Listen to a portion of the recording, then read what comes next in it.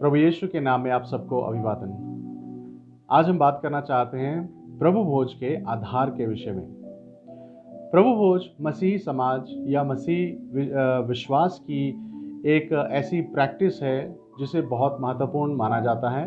यह हमारे विश्वास का एक महत्वपूर्ण अंग है और ये एक ऐसी विधि है जिसे स्वयं प्रभु यीशु मसीह ने ठहराया है। और ये एक ऐसी विधि है जिसके विषय में प्रभु ने हमें कहा है कि हम इसे बार बार करते रहें। जब तक कि प्रभु यीशु मसीह वापस ना आ जाए तब तक हमें इसे लगातार करते रहने के विषय में कहा गया है। और इसका जो सबसे प्रसिद्ध उल्लेख है वो पहला कुरिन्थी 11 अध्याय में पाया जाता है, जहाँ पर पौलुस ने इस बात पर बल दिया है कि प्रभु भोज में हम किस रीति से शामिल हों। लेकिन एक बात जो हमें सोचने की आवश्यकता है या जिस बात पर हमें विचार करने की ज़रूरत है वो ये है कि पहला कुरिन्थी की पुस्तक में इस विशेष एक विधि को क्यों शामिल किया गया है, क्या संदर्भ इसका वहाँ पर पाया जाता है। और यदि आप ध्यान दें, यदि आप गौर करें तो आप पाएंगे कि पहला कुरिन्थियों की पत्री का जो संदर्भ है या जो प्रसंग है या जो विषय है, ऐसा लगता है कि प्रभु भोज उससे मेल नहीं खाता है। तो ये आखिर इसका महत्व क्या है कि पहला कुरिन्थियों की पुस्तक में इसका उल्लेख किया गया है। आइए हम इसके बारे में कुछ बातों पर ध्यान देंगे, इन्हें देखेंगे और पता करें कि प्रभु भोज का आधार वास्तव में क्या है। मैं आपके लिए पहला कुरिन्थी 11 अध्याय उसका 23 पद से आगे पढ़ना चाहता हूँ, जिसे प्रायः कलीसिया में प्रभु भोज की सेवा करते समय अक्सर पढ़ा जाता है। यहाँ पर इस प्रकार लिखा है, क्योंकि ये बात मुझे प्रभु से पहुंची और मैंने तुम्हें भी पहुंचा दी कि प्रभु यीशु ने जिस रात वह पकड़वाया गया रोटी ली और धन्यवाद करके उसे तोड़ी और कहा, यह मेरी देह है जो तुम्हारे लिए है, मेरे स्मरण के लिए यही किया करो। इसी रीति से उसने बियारी के पीछे कटोरा भी लिया और कहा, यह कटोरा मेरे लहू में नई वाचा है। जब कभी पियो तो मेरे स्मरण के लिए यही किया करो। क्योंकि जब कभी तुम यह रोटी खाते और इस कटोरे में से पीते हो तो प्रभु की मृत्यु को जब तक वह ना आए प्रचार करते हो। इसलिए जो कोई अनुचित रीति से प्रभु की रोटी खाए या उसके कटोरे में से पिए, वह प्रभु की देह और लहू का अपराधी ठहरेगा। इसलिए मनुष्य अपने आप को जांच ले और इसी रीति से इस रोटी में से खाए और इस कटोरे में से पिए। क्योंकि जो खाते पीते समय प्रभु की देह को ना पहचाने, वह इस खाने और पीने से अपने ऊपर दंड लाता है। इसी कारण तुम में से बहुत से निर्बल और रोगी हैं और बहुत से सो भी गए हैं। यदि हम अपने आप को जांचते तो दंड ना पाते। यहाँ पर कुछ बिंदुओं को मैं आपके सामने हाईलाइट करना चाहता हूँ और फिर हम गौर करेंगे कि पहला कुरिन्थियों की पत्री के संदर्भ में प्रभु भोज की इस विधि को किस प्रकार प्रस्तुत किया गया है। यहाँ पर कुछ मुख्य बातों पर ध्यान दीजिए। पहली बात है वाचा। यहाँ पर वाचा का उल्लेख हुआ है कि यह कटोरा मेरे लहू में नई वाचा है। उसके बाद अगला जो महत्वपूर्ण शब्द है वो है स्मरण। मेरे स्मरण के लिए यही किया करो। इसके बाद जो अगला महत्वपूर्ण शब्द है वो पाया जाता है मृत्यु, कि जब कभी तुम यह रोटी खाते और इस कटोरे में से पीते हो तो प्रभु की मृत्यु का प्रचार करते हो। अगला महत्वपूर्ण शब्द है जब तक वह ना आए। जब तक वह ना आए, प्रभु की वापसी का उल्लेख यहाँ पर किया गया है। इसके बाद जो महत्वपूर्ण अगला शब्द है वो है अनुचित रीति से प्रभु की रोटी को खाना और उसके कटोरे में से पीना, क्योंकि ऐसा करने से हम प्रभु की देह के और उसकी लहू के अपराधी ठहरते हैं। इसके बाद अगला जो महत्वपूर्ण शब्द है वो ये है कि यदि हम इस बात को ना जांचें कि हम किस रीति से इस रोटी में, इस लहू में भागी हो रहे हैं, या फिर खाते पीते समय जैसा कि 29 पद में लिखा है प्रभु की देह को ना पहचाने, तो इस खाने पीने के द्वारा, इस शब्द पर मैं बल देना चाहूँगा, इस खाने पीने के द्वारा हम अपने ऊपर दंड लाते हैं। लेकिन इस बात में इससे भी ज़्यादा महत्वपूर्ण एक तथ्य यहाँ पर यह दिया गया है कि पौलुस कुरिन्थुस की कलीसिया के विश्वासियों को कहता है कि तुम में से कुछ लोग निर्बल हो गए हैं और रोगी हो गए हैं और सो गए हैं। इस बात को आधार बनाकर हम इस बात पर ध्यान देना चाहते हैं कि कुरिन्थियों की पत्री के संदर्भ में प्रभु भोज का उल्लेख क्यों किया गया है, क्योंकि ऐसा हम कहीं और नहीं पाते जहां लिखा है कि प्रभु भोज में शामिल होने पर कुछ लोग निर्बल हो गए हैं या रोगी हो गए हैं या सो गए हैं। हम जानते हैं कि सोना मृत्यु की बात करता है, लेकिन कुरिन्थुस की कलीसिया के विषय में ही ऐसा क्यों लिखा गया है? मेरे प्रियो, ये हमारे लिए एक चेतावनी के तौर पर लिखा गया है। पहला कुरिन्थियों की पत्री का मुख्य प्रसंग क्या है, मुख्य उद्देश्य क्या है? यदि आप मेरे साथ इसका पहला अध्याय खोलें, पहला कुरिन्थियों की पत्री उसका पहला अध्याय और उसके 11 पद में इस प्रकार से लिखा है, हे मेरे भाइयों, खलोए के घराने के लोगों ने मुझे तुम्हारे विषय में बताया कि तुम में झगड़े हो रहे हैं। सबसे पहला संदेश जो यहाँ पर दिया गया है, या एक तरह से कहा जाए कारण बताया गया है पौलुस द्वारा इस पत्री को लिखे जाने का, वो है कि तुम में झगड़े हो रहे हैं। मुझे एक खबर मिली है कि तुम में झगड़े हो रहे हैं। उसके बाद तीसरा अध्याय यदि आप पढ़ेंगे तो उसमें बताया गया है कि तुम में गुटबंदी पाई जाती है, तुमने फेवरेटिज्म पाया जाता है। कुछ लोग एक अगुवे के पीछे होना चाहते हैं, कुछ लोग दूसरे अगुवे के पीछे होना चाहते हैं। गुटबंदी कलीसिया में पाई जाती है। अब इस प्रकार की पत्री जिसका मुख्य प्रसंग फूट, कलीसिया में झगड़े, कलीसिया में गुटबंदी हो, उसमें प्रभु भोज को शामिल करना वाकई में हमें चौंका देने वाला या हमें चौकन्ना कर देने के लिए एक बहुत अच्छा कारण होना चाहिए। हम जानते हैं कि प्रभु भोज का आधार प्रेम है।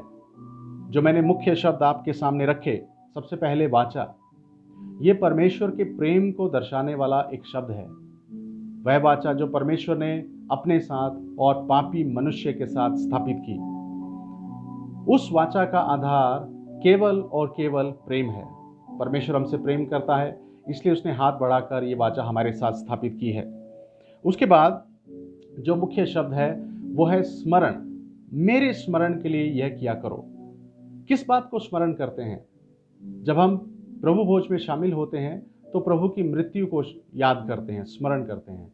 हम याद करते हैं किस प्रकार उसने हमारे लिए मार खाई, हमारे लिए अपने शरीर को तोड़े जाने के लिए दे दिया, अपने लहू की हर एक बूंद तक बहाने के लिए दे दिया।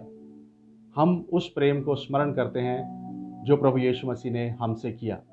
उसके बाद प्रभु की मृत्यु का यहाँ पर उल्लेख हुआ है। हम ये भी जानते हैं कि प्रभु की मृत्यु के दो ही मुख्य कारण हैं। पहला परमेश्वर की आज्ञाकारी और दूसरा है मनुष्य जाति के लिए प्रेम। इसके बाद जो मुख्य कारण दिया गया है, जब तक वह ना आए, जब तक वह ना आए। प्रभु की वापसी किस बात का प्रतीक है? प्रभु की वापसी इस बात का प्रतीक है कि हमारे लिए, कलीसिया के लिए उसका प्रेम अमर प्रेम है, सदा तक कायम रहने वाला प्रेम है। उसकी वापसी का आधार भी प्रेम है, क्योंकि वो हमसे प्रेम करता है, इसलिए वो हमें यहाँ से ले जाने के लिए आ रहा है। उसके बाद का यदि आप मुख्य शब्द देखिए, वो है अनुचित रीति से। क्योंकि हम प्रभु से प्रेम करते हैं, क्योंकि प्रभु की देह से प्रेम करते हैं, इसलिए हमें आदेश दिया गया है कि अनुचित रीति से इसमें शामिल ना हो। हम बाद में इस पर अनुचित रीति पर और ज़्यादा विस्तार से हम लोग बात करेंगे, लेकिन सबसे पहले हम इस बात पर गौर करते हैं कि प्रेम किस प्रकार प्रभु भोज का आधार है। परमेश्वर का हमारे लिए प्रेम और हमारा एक दूसरे के लिए प्रेम। यदि ये मुख्य एलिमेंट, मुख्य घटक यदि प्रभु भोज में से मिसिंग है, तो प्रभु भोज केवल एक विधि बनकर रह जाएगा, एक धार्मिक विधि बनकर रह जाएगा, उससे ज़्यादा बढ़कर और कुछ नहीं होगा। मैं वापस आपका ध्यान पहला कुरिन्थियों के प्रसंग की तरफ लाना चाहता हूँ। पौलुस यहाँ पर हमें खास तौर पर ध्यान देने के लिए कह रहा है कि जब कलीसिया में फूट और विधर्म और गुटबंदी पाई जाती है, तो प्रभु भोज में उचित रीति से भाग लेना संभव नहीं रह जाता है। ऐसा कैसे हो सकता है कि हम प्रभु के आदेशों के प्रति आज्ञाकारी ना होते हुए भी प्रभु भोज में शामिल हो जाएं? जरा इस बात पर गौर कीजिए। प्रभु यीशु मसीह ने कहा मैं तुम्हें एक नया आदेश देता हूँ, नई आज्ञा देता हूँ। वो नई आज्ञा क्या है?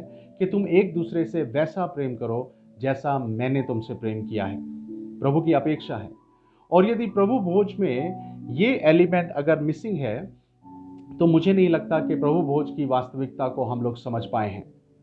प्रभु भोज, हम जानते हैं कि इसका इतिहास फसह के पर्व में जाता है। पहला फसह का पर्व जो मिस्र में से इजराइलियों को निकालते समय परमेश्वर ने स्थापित किया था, उसका आधार भी प्रेम था, इजराइलियों के प्रति परमेश्वर का प्रेम। और आगे चल के जब हम प्रभु भोज की स्थापना को नए नियम में हम पाते हैं, उसका आधार भी हमने पाया है कि वो प्रेम है। लेकिन कलीसिया में क्या हो रहा था? कुरिन्थुस की कलीसिया में क्या हो रहा था? कुरिन्थुस की कलीसिया में झगड़े हो रहे थे। कुरिन्थुस की कलीसिया में गुटबंदी हो रही थी। गुटबंदी ना केवल अगुओं की प्रेफरेंस को लेकर हो रही थी, बल्कि विश्वासियों के आपस में प्रेफरेंसेस को लेकर भी हो रही थी। ऐसा लगता है, यदि आप प्रभु भोज के विस्तार, यदि इसे आप पिछले कुछ पदों से यदि आप पढ़ेंगे, तो आप पाएंगे कि प्रभु भोज के बांटे जाने में भी फूट पाई जा रही थी। मैं आपके लिए पढ़ना चाहता हूं। यहां पर इस तरह से लिखा है, यदि 20 पद से हम पढ़ें तो ऐसा लिखा है, अतः तुम जो एक जगह में इकट्ठे होते हो, तो यह प्रभु भोज खाने के लिए नहीं, क्योंकि खाने के समय एक दूसरे से पहले अपना भोजन खा लेता है। इस प्रकार कोई तो भूखा रहता है और कोई मतवाला हो जाता है। क्या खाने पीने के लिए तुम्हारे घर नहीं है? या परमेश्वर की कलीसिया को तुम तुच्छ जानते हो और जिनके पास नहीं है उन्हें लज्जित करते हो? मैं तुमसे क्या कहूं? क्या इस बात में मैं तुम्हारी प्रशंसा करूं? नहीं, मैं प्रशंसा नहीं करता।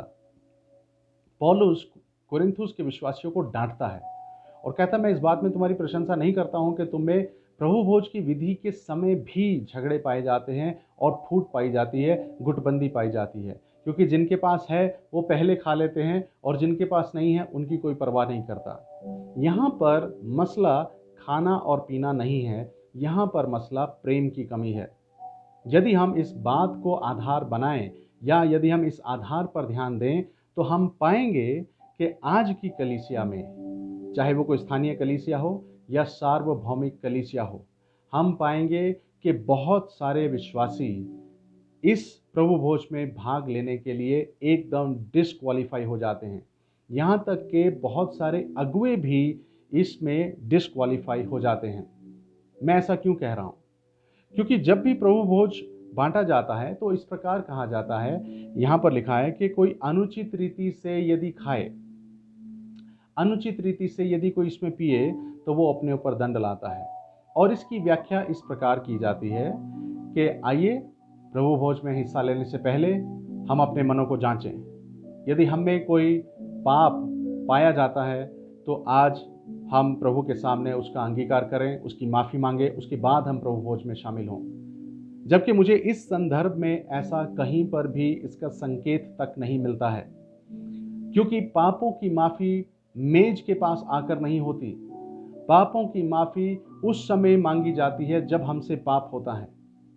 यदि ऐसी बात है तो क्या हम ये संदेश दे रहे हैं विश्वासियों को या कलीसिया को कि आपसे यदि पाप हो जाए तो प्रभु की मेज तक आने का इंतज़ार करो? ऐसा नहीं है। हमें प्रभु की मेज तक आने का इंतज़ार करने की ज़रूरत नहीं है। पहला यूहन्ना 1:9 में हम पढ़ते हैं कि यदि हमसे पाप हो जाए या जो भी मनुष्य पाप करता है और हम अपने पापों को यदि उसके सामने मान लेते हैं, तो वो विश्वास योग्य और धर्मी है। ऐसा कब होता है? वो हमें विश्वास योग्य और धार्मिकता से हमें क्षमा करता है। ऐसा कब होता है? क्या प्रभु की मेज पर? जी नहीं, जब हम तुरंत माफ़ी मांग लेते हैं उस समय। तो हमने ये विधि कहाँ से अपनाई कि प्रभु की मेज पर आकर हम लोग माफ़ी मांगे? इसमें कोई गलती नहीं है, ये बात गलत नहीं है। आप प्रभु की मेज पर आकर अपने पापों की क्षमा मांग सकते हैं, लेकिन वो प्राथमिकता नहीं होना चाहिए। तो फिर प्राथमिकता क्या है? ये अनुचित रीति से प्रभु की मेज में भाग लेना क्या है? ये उस प्रसंग की तरफ इशारा करता है जिस प्रसंग को या जिस मुख्य विषय को लेकर पहला कुरिन्थियों की पत्री लिखी गई है। वो है फूट, वो है गुटबंदी, वो है विश्वासियों में आपसी प्रेम की कमी, और वो है कलीसिया के अगुओं में आपसी प्रेम की कमी। आज बहुत सारी ऐसी कलीसियाएं हैं, या बहुत सारे ऐसे, एक शहर की यदि मैं बात करूं तो एक शहर में भी ऐसे बहुत सारे पासबान हैं जो एक दूसरे को पसंद नहीं करते हैं। एक दूसरे में उनमें झगड़े, एक दूसरे में उनमें डिफरेंसेस पाए जाते हैं। और यहाँ तक भी मैंने पासबानों को कहते हुए सुना है कि आप उसकी कलीसिया में, फलाने फलाने की कलीसिया में आप मत जाइए, फला फला की कलीसिया में आपको जाने की ज़रूरत नहीं है, यहाँ तक कि उनके विश्वासियों को से भी मिलने की ज़रूरत नहीं है। ये क्या सिखा रहे हैं हम अपने विश्वासियों को?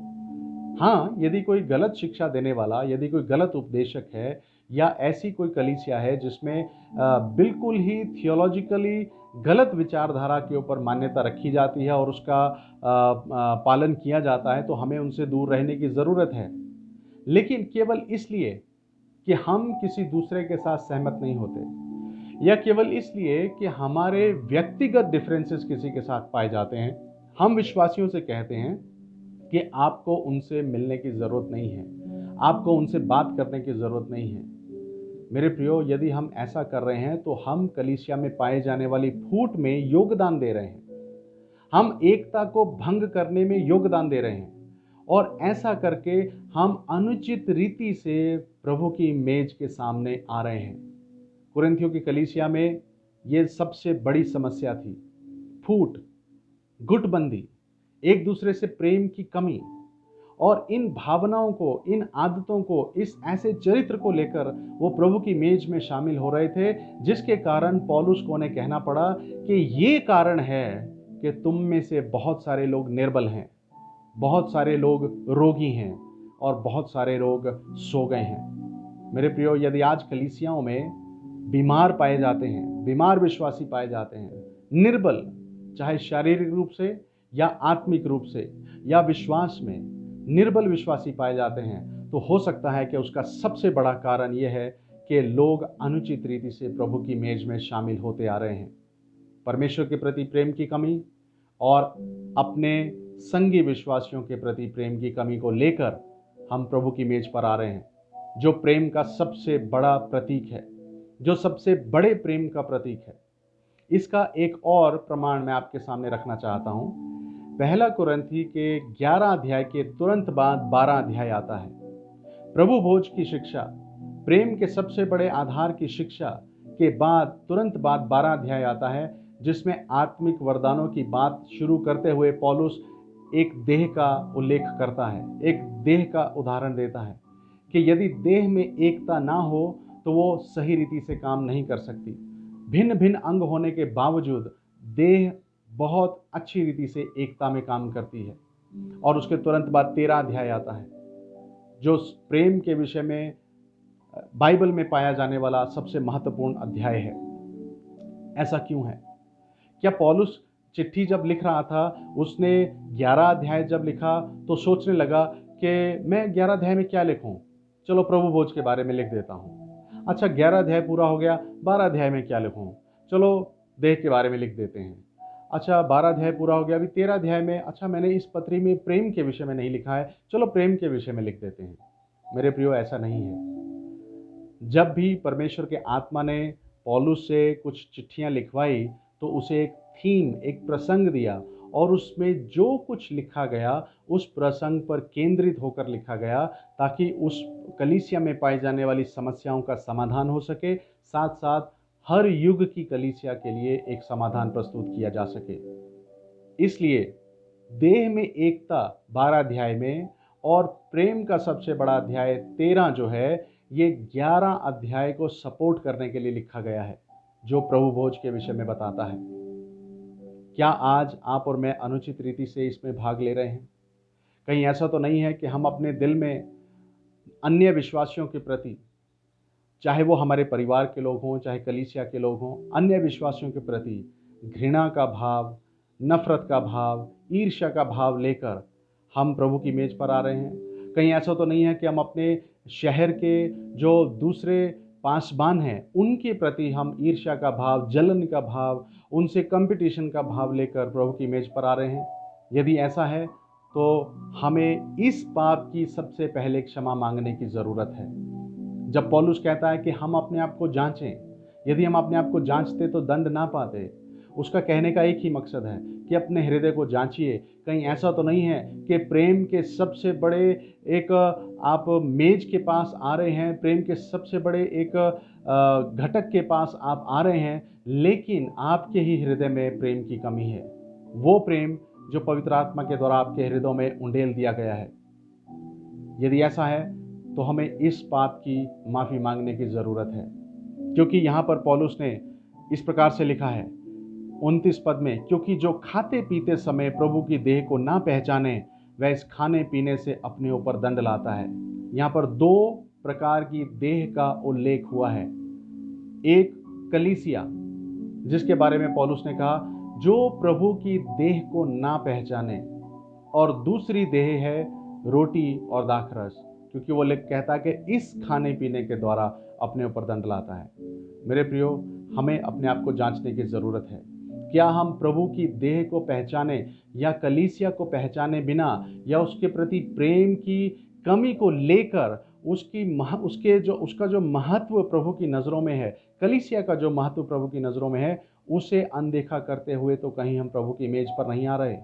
यदि ऐसा है तो हम अपने ऊपर दंड ला रहे हैं, जमा करते जा रहे हैं, इकट्ठा करते जा रहे हैं। मुझे नहीं मालूम वो दंड किस प्रकार कलीसिया के ऊपर आएगा, लेकिन हमें इस बात को गौर करने की ज़रूरत है कि क्या हम में प्रेम की कमी तो नहीं है। क्या उस अपने दिल में बड़े घाव को लेकर, एक ऐसे कुष्ठ रोग को लेकर जो हमें अंदर ही अंदर खा जाएगा, उसको लेकर तो कहीं हम प्रभु के प्रेम की मेज के पास तो नहीं आ रहे? यदि ऐसा है तो हमें क्षमा याचना की ज़रूरत है।